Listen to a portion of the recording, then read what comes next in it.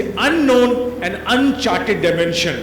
इतना बता दूं आपको, ये चर्चा धर्म के दायरे में नहीं जाती, क्योंकि विदेशों में बहुत सारे विज्ञान की वेधशालाओं में मनुष्य के भीतर की क्षमताओं को विकसित करने के लिए प्रीमॉर्डियल वाइब्रेशन को आर्टिफिशियली डेवलप करके, लाइक बाइनॉरल साउंड के द्वारा कैसे मनुष्य के मस्तिष्क की क्षमताओं को विकसित किया जा सकता है, ब्रेन प्रोसेसिंग पोटेंशियल को कैसे बढ़ाया जा सकता है। क्योंकि मनुष्य, ये कहा जाता है ना, जन्म लेता है, रिश्तेदारी नातेदारी काम धंधे निपटा के चला जाता है, पूरे जीवन में कितना दिमाग इस्तेमाल करता है? 0.9 स्थान पर 0 लगाइए, 10वें स्थान पर 1 लगाइए, केवल इतना। और 99.9999999% ब्रेन जैसे आया था अनपैक्ड राम नाम हो जाता है। इतना बड़ा ब्रेन पोटेंशियल लेके हम जन्म लेते हैं और सारी रामलीला केवल 0.00000 समवेयर 1 इतने में खत्म हो जाती है। ये बात अब पाश्चात्य राष्ट्रों ने समझी है, अमेरिका ने समझी। मैं ऑन रिकॉर्ड बोल रहा हूं कि इसका प्रयोग पिछले 20 साल से इवन CIA जैसी संस्थाएं भी कर रही हैं। How to enhance the brain potentiality of a human being by utilising the cosmic vibration, क्योंकि वाइब्रेशन आकर के ब्रेन के सारे सुप्त स्थानों को स्पंदित करती है, जगाती है, सारे अनयूज्ड एरियाज को आके झंझोरती है। जागो, पूरा सेरेब्रम अपने आप में जाग करके नाचने लगता है धीरे धीरे। एक दिन में कुछ नहीं होता, एक दिन में तो मसल्स नहीं बनती हैं, ब्रेन पोटेंशियल कहां से जागेगा। But this is no hocus pocus, this is no mantra tantra, this is pure science and anybody can try it and experience. इसमें कोई हैरानी की बात ही नहीं है। इसी बात का उल्लेख यहां उन्होंने अमात्रा के रूप में किया, क्योंकि जब जब आपको अमात्रा सुनाई देती है, आपके मस्तिष्क के अनेकों क्षेत्र उसी क्षण जागने शुरू हो जाते हैं। अन्यथा कैलकुलेशन करने में, व्यापार करने में, जुगाड़ रचने में, गाड़ी चलाने में, पिक्चर देखने में, तरकीब मचाने में ब्रेन के लिमिटेड ट्रैक इस्तेमाल होते हैं। अनयूज्ड एरियाज की तरफ हम कभी जाते ही नहीं हैं। ओम की वाइब्रेशन ब्रेन के अनचार्टेड डायमेंशंस को आकर के झकझोरती है, जगाती है, और मनुष्य में एक अद्भुत सजगता का विकास होना शुरू होता है। और भी बहुत कुछ होता है जिसकी चर्चा करने की आवश्यकता यह नहीं है।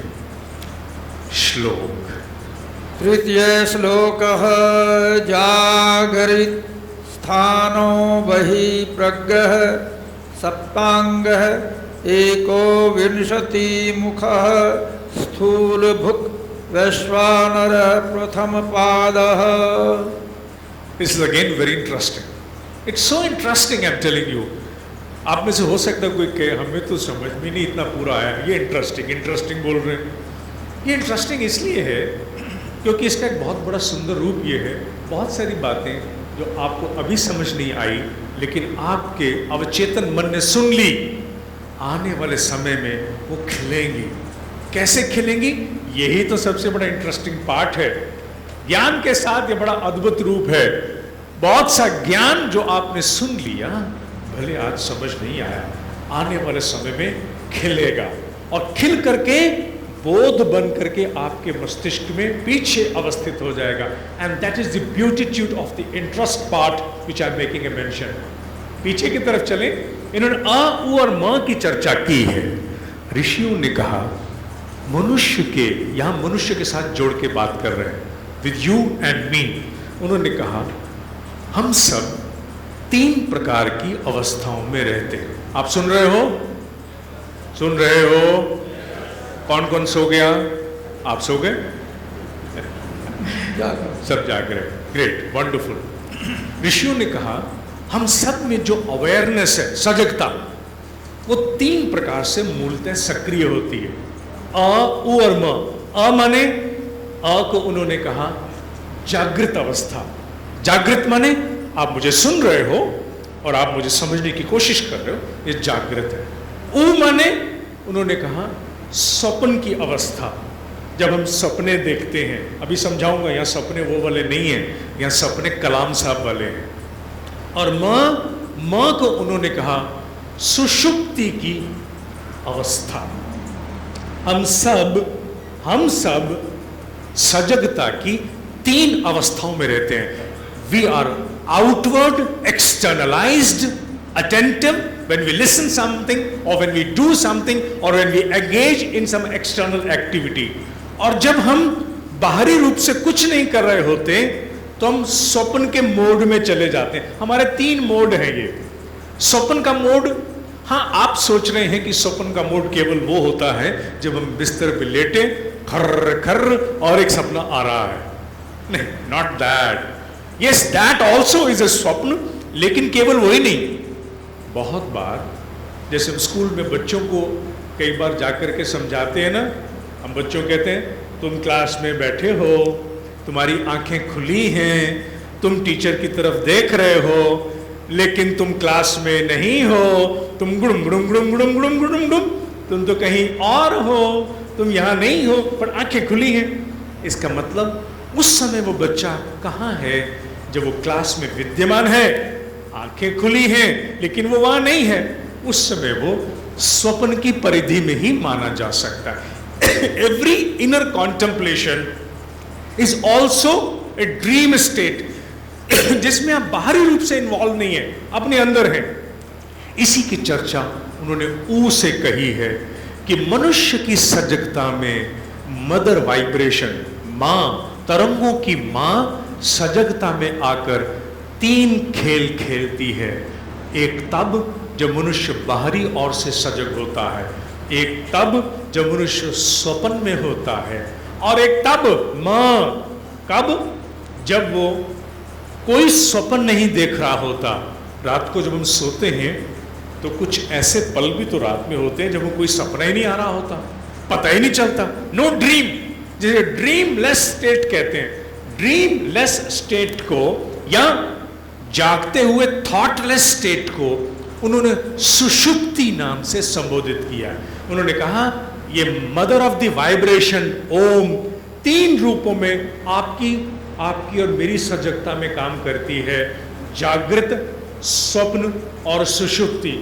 चौथे का भी उन्होंने नाम लिया है, लेकिन हमारा उससे लेना देना विशेष अभी नहीं है, इसलिए उसका उल्लेख तो कर देते हैं, चर्चा नहीं करेंगे।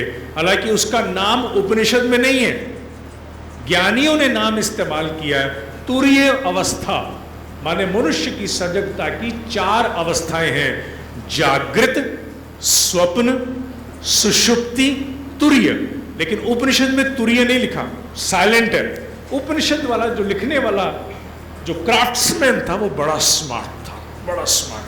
उसको मालूम था कि आने वाले समय में बहुत सारी संततियां हमारी बॉडम होंगी, तो उसने क्या किया, उसने कहीं कहीं मुखर होकर एक्सप्रेस किया, कहीं कहीं साइलेंट हो गया। जैसे तुरीय में वो साइलेंट है, इसलिए हम भी उसकी चर्चा यहाँ नहीं करते। आइए जानते हैं ये आ, ऊ और म का लेना देना मेरी पर्सनालिटी के साथ, आपकी पर्सनालिटी के साथ क्या है। क्या इससे हम कुछ भीतर और समझ सकते हैं? एक, क्या इससे हम अपने भीतर कुछ और विकसित कर सकते हैं? 2, आइए इसे जानने की चेष्टा करते हैं। आ, ऊ और म अवस्था का नाम है जागृत। उपनिषद कहता है जब आप मुझे सुन रहे हैं, जब आप मुझे देख रहे हैं, आप जागृत अवस्था में हैं, क्योंकि आप बाहरी ओर से सजग हैं। इस समय मदर वाइब्रेशन की अ नाम की तरंग आप में सारी शक्तियां प्रसारित कर रही है। और वो कैसे? 7 अंग और 19 मुख हैं।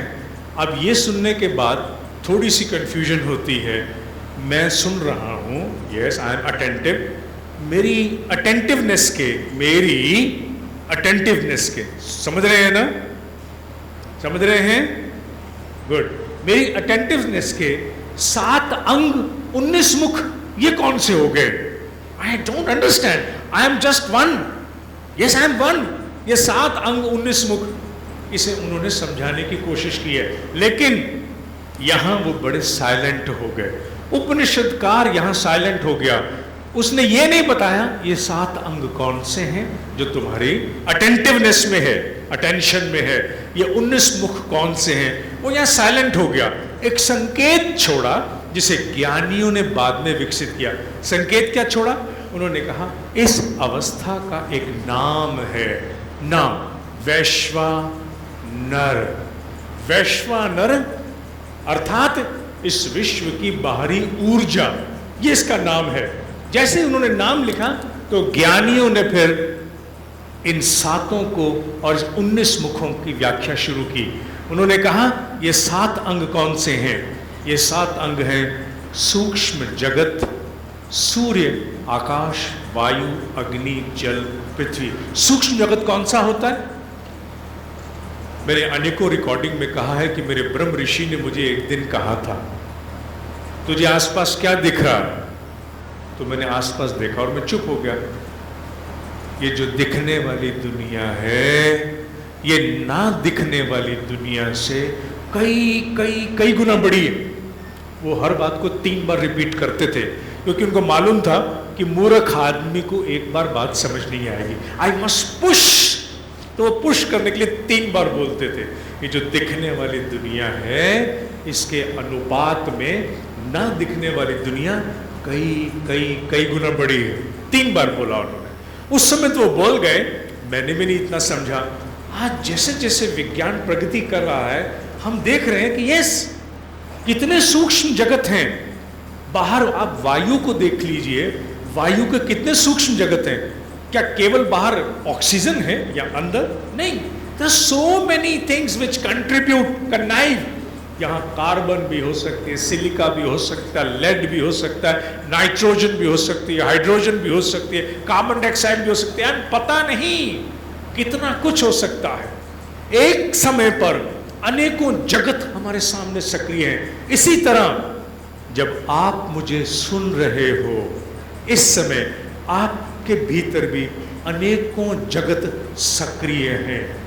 आपके भीतर की अवेयरनेस आपकी हार्ट बीट को थोड़ी रुक गई है कि दिनेश जी मांडुक्य उपनिषद बोल रहे हैं इसलिए मेरी अवेयरनेस से कहो अभी हार्ट बीट रोक दे क्योंकि मेरा सारा ध्यान इनकी तरफ है। No no, the heart is doing its job. Your automated systems are on its work, not only the physical organs, यहां तक कि आपकी सोच के भी अनेकों लोग एक साथ सक्रिय हैं। मनुष्य कभी भी